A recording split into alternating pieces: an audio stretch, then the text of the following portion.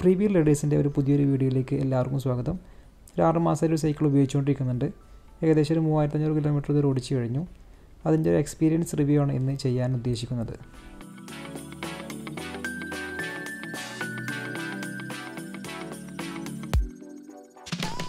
ഇതാണ് സൈക്കിൾ വരുന്നത്. ക്രാഡിയാക്കിൻ്റെ alpha Charlie എന്നാണ് ഈ മോഡലിൻ്റെ പേര്. ഇതൊരു MTB ആണ്. ഏകദേശം ഒരു 16,000 രൂപക്കാണ് ഞാൻ അന്ന് പർച്ചേസ് ചെയ്തിട്ടുണ്ടായിരുന്നത്. ഇപ്പോൾ ഇതിൻ്റെ പ്രൈസും അതേപോലെ തന്നെ കോമ്പണൻസിൻ്റെയൊക്കെ ചെറിയ ചേഞ്ചസ് ഒക്കെ വന്നിട്ടുണ്ട്. ലേറ്റസ്റ്റ് ഡീറ്റെയിൽസ് അറിയണമെന്നുണ്ടെങ്കിൽ ഡിസ്ക്രിപ്ഷൻ ബോക്സിൽ ലിങ്ക് കൊടുക്കുന്നുണ്ട്, അതൊന്ന് ചെക്ക് ചെയ്ത് നോക്കാം.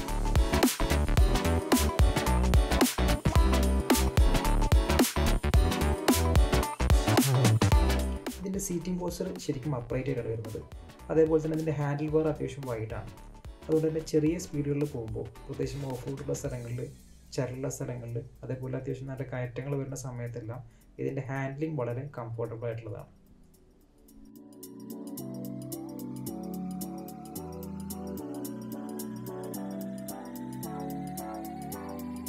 പെട്ടെന്നൊരു കുഴിയിൽ വീഴുമ്പോഴോ അല്ലെങ്കിൽ ഒരു കല്ലിൻ്റെ മുകളിൽ കയറുന്ന സാഹചര്യത്തിലോ നമുക്ക് സൈക്കിൾ നിർത്തേണ്ടി വരാറില്ല. നമുക്ക് അങ്ങനെ തന്നെ ഓടിച്ചുകൊണ്ട് പോകാൻ പറ്റാറുണ്ട്.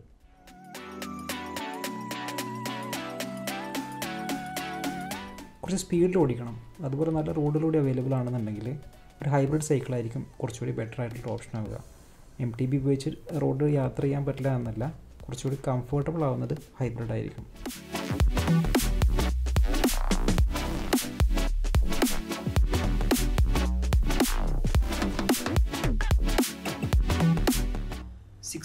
അലോയിൽ വരുന്ന ഒരു 18 ഇഞ്ച് ഫ്രെയിമാണ് ഇതിൻ്റെ കൂടെ വന്നിട്ടുള്ളത്. ഇതിൻ്റെ റെഡ് കളർ മാത്രമേ അപ്പോൾ അവൈലബിൾ ആയിട്ടുണ്ടായിരുന്നുള്ളൂ. നല്ലൊരു ഐ ക്യാച്ച് ആയിട്ടുള്ളൊരു ഡിസൈനാണ്. ഫോട്ടോസെല്ലാം എടുക്കുമ്പോൾ നല്ല ലുക്ക് കിട്ടാറുണ്ട്. പെയിൻറ്റ് ക്വാളിറ്റി എല്ലാം വളരെ മികച്ചതാണ്. ഒരുപാട് തവണ വാഷ് ചെയ്തിട്ടും ഇതുവരെ പെയിൻ്റൊന്നും ഫെയ്ഡായിട്ടൊന്നുമില്ല.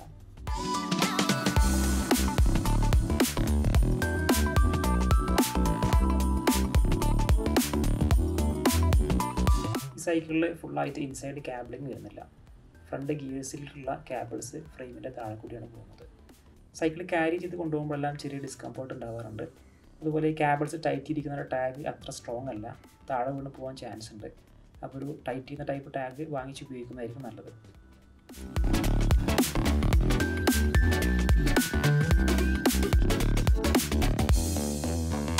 ഇത് ക്യാബിൾ പുറത്തുകൂടെ പോകുമ്പോഴുള്ള ഒരു ചെറിയ ഇഷ്യൂ എന്താ വെച്ച് കഴിഞ്ഞാൽ ഇതിനകത്ത് ചെറുതായിട്ടൊക്കെ നമുക്ക് ഇവിടെ ഒരു സ്ക്രാച്ചസ് വരുന്നുണ്ട്. ഇതിൽ ചെറിയ ചെറിയ സ്ഥലങ്ങളിലെല്ലാം ചെറിയ സ്ക്രാച്ചസ് എല്ലാം വരുന്നുണ്ട്. പക്ഷേ അതൊക്കെ നോർമലാണ്. അങ്ങനെ കൂടുതലായിട്ടൊന്നും കംപ്ലൈൻസ് ആയിട്ട് പറയാനൊന്നുമില്ല. അതിന് അതേപോലെ തന്നെ ഇതിൻ്റെ ഈ ഒരു പോർഷനിൽ നമ്മൾ ചെയിന് വരുന്ന ഭാഗത്ത് ഒരു ചെറിയ എന്തെങ്കിലും പ്രൊട്ടക്ഷൻ വെക്കുന്നത് നല്ലതായിരിക്കും. ചെറിയ ഇൻസുലേഷൻ ടൈപ്പ് അങ്ങനെ എന്തെങ്കിലും കണക്ട് ചെയ്ത് കഴിഞ്ഞാൽ നമുക്ക് ഈ ചെറിയ ചെറിയ സ്ക്രാച്ചസ്, ഇവിടെ കൂടുതലായിട്ട് സ്ക്രാച്ചസ് വരാൻ ചാൻസ് ഉണ്ട്.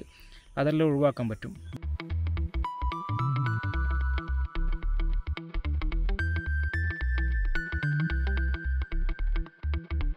ഇതിൽ ഹാൻഡിൽ ബാർ വരുന്നത് ചെറിയൊരു ബെൻഡായിട്ടുള്ള ടൈപ്പാണ്. ഇതൊരു അലോയ് ടൈപ്പിൽ വരുന്നതാണ്. കെൻലിയുടെ ഹെഡ്സെറ്റാണ് വരുന്നത്. അതേപോലെ തന്നെ അഡ്ജസ്റ്റ് ചെയ്യാൻ പറ്റുന്ന റിങ്സും അതിൻ്റെ കൂടെ വരുന്നുണ്ട്. ഹാൻഡ് ഗ്രിപ്പ് വളരെ കംഫർട്ടബിൾ ആണ്. അത്യാവശ്യം ചെറിയൊരു ടെക്സ്ചറൊക്കെ ഉള്ളതുകൊണ്ട് നമുക്കങ്ങനെ ഒരു ഡിസ്കംഫർട്ട് ഫീൽ ചെയ്യാറില്ല. കുറച്ച് ലോങ് ഒക്കെ ഓടിക്കുന്ന സമയത്തും ഈ ഒരു സംഭവം വളരെ ഉപകാരപ്രദമാണ്.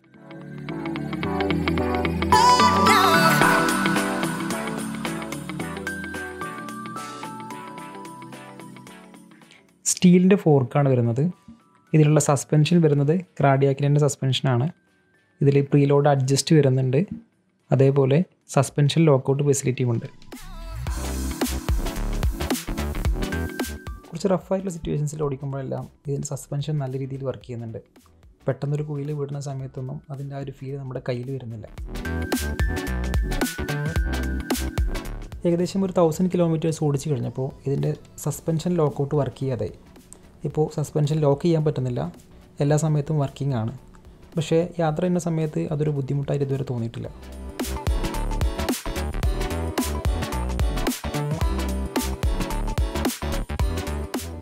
$160mm മെക്കാനിക്കൽ ഡിസ്ക് ബ്രേക്കാണ് ഇതിൻ്റെ ഫ്രണ്ടിലും ബാക്കിലും വരുന്നത്. ബ്രേക്ക് ലിവേഴ്സ് എല്ലാം അലോയിലാണ് വരുന്നത്.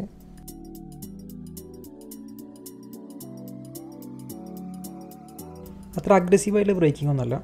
നമ്മൾ പെട്ടെന്ന് പിടിച്ചു കഴിഞ്ഞാലും ഡിസ്ക് ലോക്കാവുന്ന സിറ്റുവേഷനൊന്നും വരാറില്ല.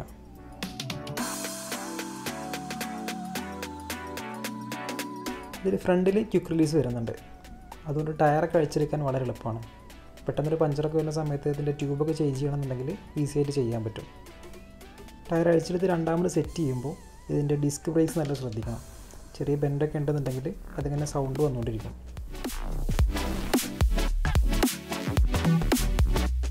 ബാക്കിൽ നോർമൽ ഹബ്ബാണ് വരുന്നത്. ടയർ അയച്ചെടുക്കാൻ സ്പാനറൊക്കെ ഉപയോഗിക്കേണ്ടി വരും.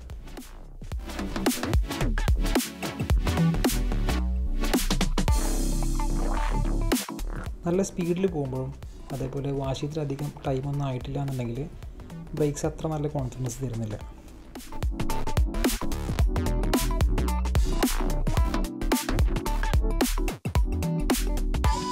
ഫ്രണ്ടിൽ ഷിമാനോ ടൂർണി, ബാക്കിൽ ഷിമാനോ ആൾട്ടസ് എന്നുള്ളൊരു കോമ്പിനേഷനാണ് ഗിയേഴ്സ് വരുന്നത്. ഇതിൻ്റെ ഷിഫ്റ്റേഴ്സ് എല്ലാം ഷിമാനോയുടെ തന്നെ EF500 എന്നുള്ളൊരു മോഡലാണ്.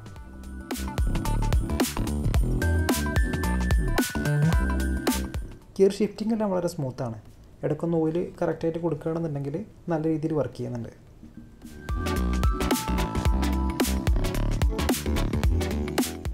ചെയിൻ അഴിഞ്ഞു വീണ സിറ്റുവേഷനൊന്നും അങ്ങനെ വരാറില്ല. ഫസ്റ്റ് എടുത്ത സമയത്ത് 1-2 തവണ ഉണ്ടായിരുന്നു. പിന്നെ ഗിയർ ചേഞ്ചിങ്ങൊന്ന് യൂസ് ടു ആയതിനു ശേഷം ഇതുവരെ ഉണ്ടായിട്ടില്ല.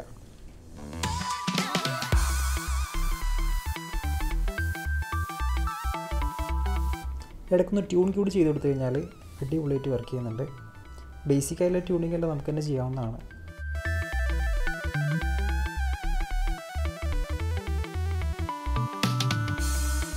ഇതിൻ്റെ ബാക്കിൻ്റെ ഗിയറിൽ വരുന്ന ഗിയർ ഗാർഡ് നല്ല രീതിയിൽ പ്രൊട്ടക്റ്റ് ചെയ്യുന്നുണ്ട്. പെട്ടെന്ന് എവിടെയെങ്കിലും കല്ലൊക്കെ തട്ടുമ്പോഴോ അല്ലെങ്കിൽ ചെരിഞ്ഞ് വീഴുന്ന സമയത്തൊന്നും ഡയറക്റ്റായിട്ട് ഗിയറിനെ ബാധിക്കുന്നില്ല.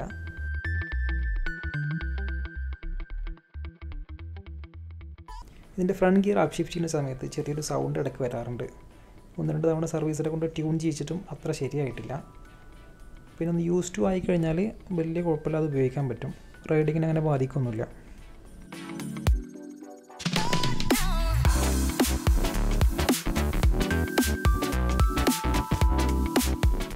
സ്റ്റോക്കായിട്ട് വരുന്നത് റാൾസിൻ്റെ വെക്ടർ എന്നുള്ളൊരു മോഡൽ ടയറാണ്. 27.5 × 2.35 ആണ് ഇതിൻ്റെ സൈസ് വരുന്നത്. വളരെ നല്ലൊരു ടയറാണ്. ഇത്ര കിലോമീറ്റർ ഓടിച്ചിട്ടും ഇതുവരെ ഏറ്റവും പഞ്ചറൊന്നും കിട്ടിയിട്ടില്ല. ഓഫ് റോഡൊക്കെ ഓടിക്കുന്ന സമയത്ത് നല്ല ഗ്രിപ്പുണ്ട്. അങ്ങനെ പെട്ടെന്നൊന്നും സ്ലിപ്പാവുന്നൊന്നുമില്ല. അതുകൊണ്ട് നല്ല കോൺഫിഡൻസിൽ ഓടിക്കാൻ പറ്റും.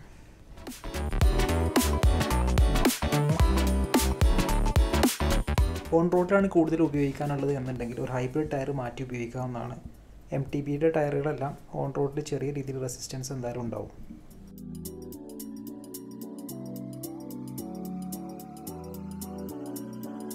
സീറ്റ് പോസ്റ്റ് അലോയാണ് വരുന്നത്.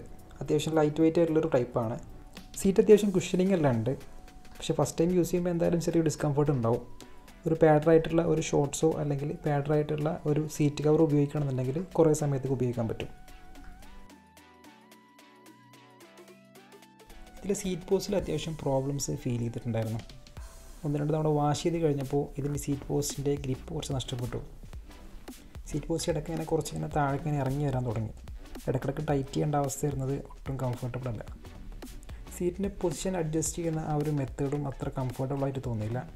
കുറച്ച് കഴിഞ്ഞപ്പോൾ അതിങ്ങനെ മുകളിലേക്ക് മാത്രമായിട്ട് നിൽക്കാൻ തുടങ്ങി. പിന്നെ ഒരു പേപ്പറൊക്കെ വെച്ച് അഡ്ജസ്റ്റ് ചെയ്തിട്ടാണ് പിന്നെ അവിടെ നിന്ന് അങ്ങോട്ട് ഉപയോഗിക്കേണ്ടി വന്നത്. ുള്ള ക്രാങ്ക് വരുന്നത് പോവിൻ്റെ ക്രാങ്കാണ്. പെഡൽസ് വരുന്നത് അലോയിൽ വരുന്നതാണ്. അതേപോലെ തന്നെ ചെറിയൊരു ഗ്രിപ്പ് വരുന്നുണ്ട്. നമ്മളെ ഷൂ അതേപോലെ തന്നെ ചെരുപ്പൊന്നും സ്ലിപ്പാവുന്നൊന്നുമില്ല. നല്ല കംഫർട്ടബിളാണ്. ഇതിൻ്റെ ബാക്കിൽ 7 സ്പീഡ് ഫ്രീ വീലാണ് വരുന്നത്. 3x7 21 ഗിയേഴ്സ് ഉണ്ട്.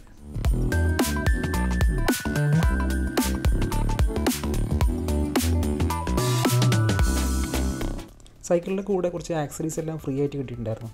വളരെ നല്ലൊരു കാര്യമാണത്. അത്യാവശ്യമുള്ള ആക്സറീസാണ് എൻ്റെ കൂടെ കിട്ടിയിട്ടുണ്ടായിരുന്നത്. പല സൈക്കിൾ ബ്രാഞ്ചിലും അങ്ങനെ ഒരു ഓപ്ഷനില്ല.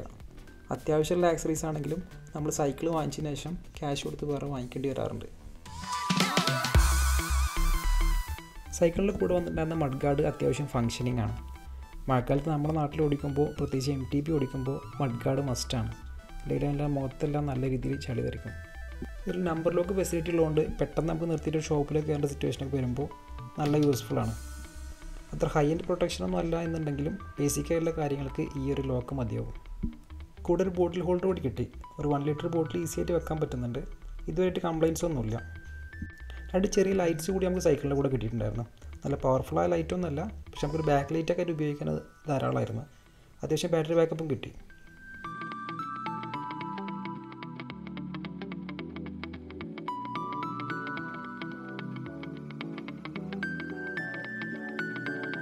Cradiac Alpha Charlie എന്നുള്ള ഈ ഒരു സൈക്കിളിൻ്റെ പുതിയ മോഡലിൽ കുറച്ചൊക്കെ നല്ല കോമ്പണൻസ് വരുന്നുണ്ട്. ഇതിൻ്റെ ഫ്രണ്ടിൽ വരുന്ന ഗിയേഴ്സ് വരുന്നത് ആൾട്ടസും ബാക്കിൽ അസൈറ എന്നുള്ള ഗിയേഴ്സൊക്കെ മാറ്റിയിട്ടുണ്ട്.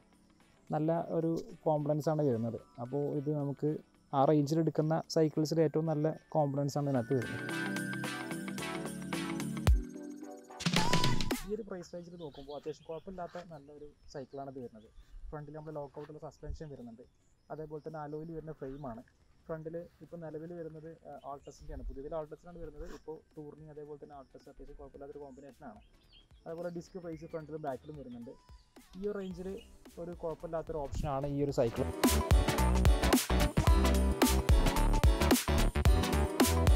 ഒരു എക്സസൈസ് പർപ്പസിന് വേണ്ടിയിട്ട് ഇടയ്ക്കൊരു എക്സസൈസിനൊക്കെ വേണ്ടി ഉപയോഗിക്കാനും അതേപോലെ തന്നെ ചെറിയ ഒരു ഓഫ് റോഡ് ചെറിയ ഓഫ് റോഡൊക്കെ നമുക്ക് എക്സ്പ്ലോർ ചെയ്യാനൊക്കെ താല്പര്യമുണ്ടെങ്കിൽ തീർച്ചയായിട്ടും നല്ലൊരു ഓപ്ഷനാണ്.